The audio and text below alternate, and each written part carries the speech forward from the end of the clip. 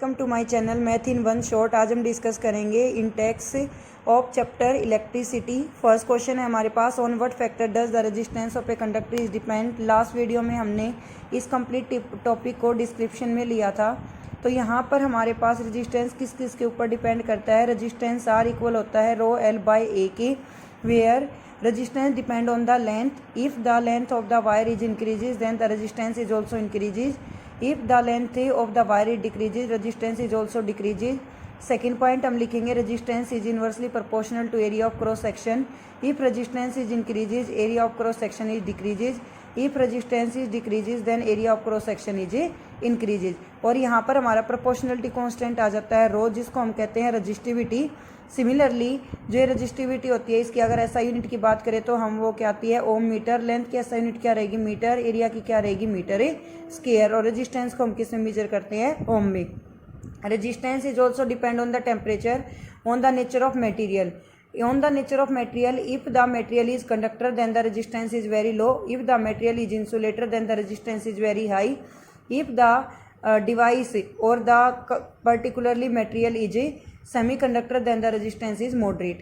Second है, will current flow easily through a thick wire and thin wire of the same material when connected to the same source, and why? Because it totally depend on the flow of electric current and on depend on the resistance.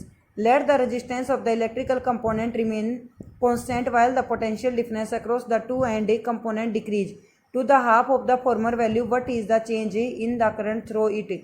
अगर आपका potential difference जो है वो half हो जाए, v is equal to क्या है I R, तो यहाँ पर v को इसने कहा है हाफ हो जाए, तो यहाँ पर आपका रेजिस्टेंस के ऊपर क्या फ़र्क पड़ेगा। तो यहाँ पर रेजिस्टेंस निकालें, r is equal to V by I के इक्वल आता है, क्योंकि आई यहाँ पर डिवाइड है, मल्टीप्लाई है, सेकंड साइड क्या हो जाएगा डिवाइड, तो r की वैल्यू आ जाएगी आपकी v by I. Why are the coil of the electric toasters electric iron made of an alloy rather than a pure metal. कल भी मैंने जो आपको रजिस्टिविटी की एक टेबल बताई थी वहाँ पर मैंने आपको कुछ एलॉयज़ का बताया भी था कि ये बहुत ज़्यादा इंपॉर्टेंट है। जैसे कि ब्रास जो है वो मिक्सचर होता है कॉपर और जिंक का, ब्रॉन्ज मिक्सचर होता है कॉपर और टिन का, सोल्डर मिक्सचर होता है लेड एंड टिन का, मरकरी का एलॉय जो है वो अमलगम है, और क्या होता है सिनाबार। अब यहाँ पर हम कॉन्स्टेंटिनल लें तो alloy of the copper and निकल आएगा, मैग्नीन लें alloy of copper manganese and निकल आएगा, नाइक्रोम लें एन से हो जाएगा निकल, सी से हो जाएगा क्रोमियम, एम से हो जाएगा मैग्नीज, और लास्ट में एफ से हो जाएगा आयरन। तो ये तीन हम यूज़ करते हैं basically. Next is use the data in the table 12.2 to answer the following question, which among iron and mercury is better conductor. Mercury जो है वो बेटर कंडक्टर में काउंट नहीं होता है, एक लिक्विड स्टेट में एग्जिस्ट करता है। और एक मेन और चीज़ ये भी है कि मरकरी जो है वो ट्रांजिशन एलिमेंट नहीं है, डी ब्लॉक एलिमेंट है। Which material is the best conductor, best conductor वो होगा जिसकी कंडक्टिविटी हाई है और रजिस्टिविटी लो है, तो हम उसको क्या कहेंगे best conductor. Resistance of a system of the resistor, resistors को हम टू मेथड से जो है वो कंबाइन कर सकते हैं। एक होता है हमारे पास सीरीज और सेकंड होता है पैरेलल।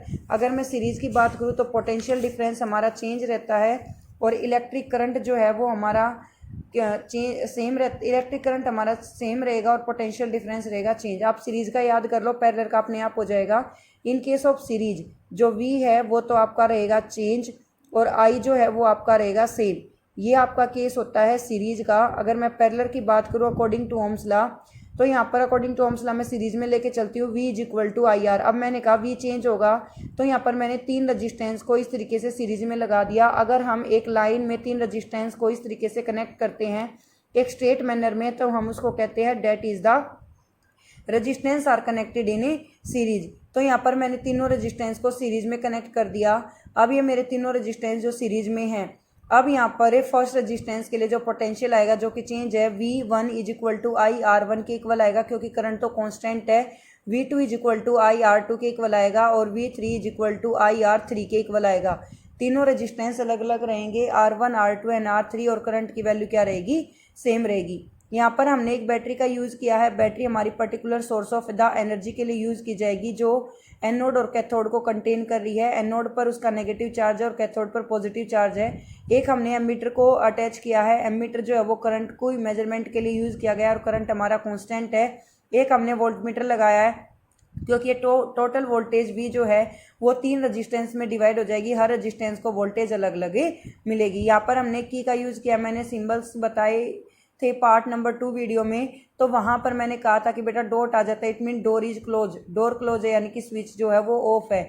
अगर हम इस की को ओपन करना चाहते हैं तो यहाँ से हमें डॉट को रिमूव करना पड़ेगा और आई क्या रहेगा आपका करंट। तो यहाँ से अगर मैं डेरिवेशन ड्रॉ करती हूँ, इसका डेरिवेशन CBSE और HBSE बोर्ड दोनों में बहुत बार पूछा जाता है। तो यहाँ पर जब हम टोटल पोटेंशियल निकालते हैं वो इक्वल आता है V1 + V2 + V3। अब कहोगे कि आपने 3 तक ही क्यों लिए, N तक क्यों नहीं लिए? आप N तक भी ले सकते थे, क्योंकि डायग्राम के अकॉर्डिंग हमें 3 कंसीडर करने और 3 हमें गिवन है।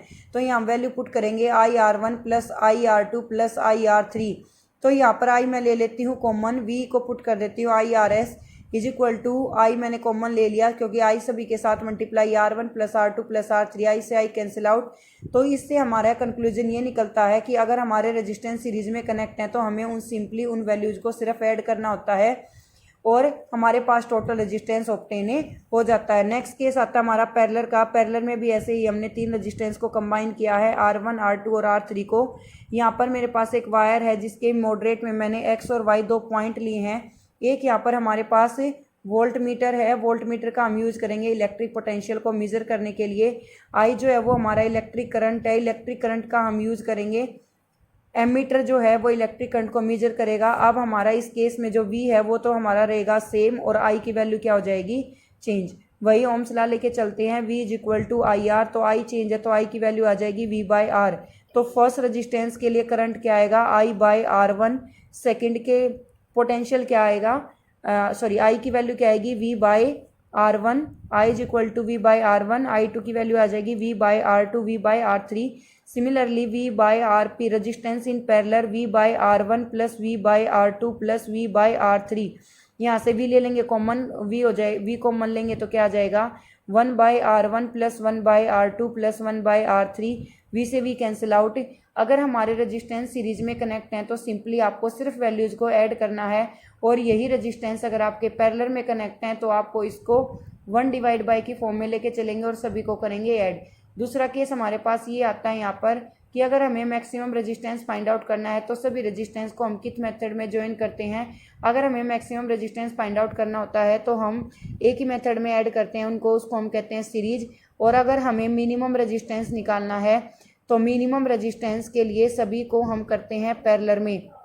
अगर आप मिनिमम रेजिस्टेंस फाइंड आउट करना चाहते हैं तो उसके लिए आप सभी रेजिस्टेंस को पैरेलल में कनेक्ट कर दो, और अगर आप हाईएस्ट रेजिस्टेंस चाहते हैं तो सभी को आप किस में कर सकते हैं, सीरीज में कर सकते हैं। जैसे कि यहाँ पर रेजिस्टेंस इन द पैरेलल, यही वही सेम मेथड आपको गिवन है जो मैंने अभी भी बताया है। I = I1 + I2 + R3। Similarly I1, I2, I3 की वैल्यू आपके पास है। यहाँ पर आप रखेंगे V/RP, वही भी आपका कॉमन आ जाएगा, रेजिस्टेंस इन पैरेलल इस मेथड से आ जाएगा। यहाँ पर आपको कहा गया है draw a systematic diagram of a battery with the 3 cell 2 volt 5 ohm and 8 ohm resistor and 12 ohm plug a key connect all them in series. Series में आपको कनेक्ट करना है तो सबसे पहले आप एक बैटरी लेके चलेंगे, ये नेगेटिव पॉजिटिव, यहाँ पर एक एमीटर लगाएंगे ए, पॉजिटिव नेगेटिव। फिर यहाँ पर आप तीनों रजिस्टेंस को कंबाइन कर देंगे, ये हो जाएगा आपका R1, ये हो जाएगा आपका R2 और ये हो जाएगा R3। यहाँ पर R1 की वैल्यू आ जाएगी आपके पास 5, 8 और ये वैल्यू आ जाएगी 12। यहाँ पर हम इन सभी के साथ एक यहाँ पर वोल्ट मीटर कनेक्ट कर देंगे और इन सभी को कर देंगे मैच। इन सभी को मैच करेंगे, यहाँ पर हम एक की भी लगाएंगे जो कि हमारी क्लोज रहेगी for the first one.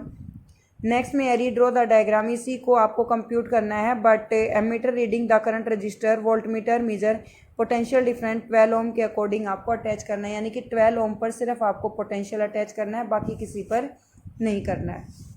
After that next हमारा कल कंसेप्ट रहेगा this index and heating effect of electric current. Thank you so much for watching, bye.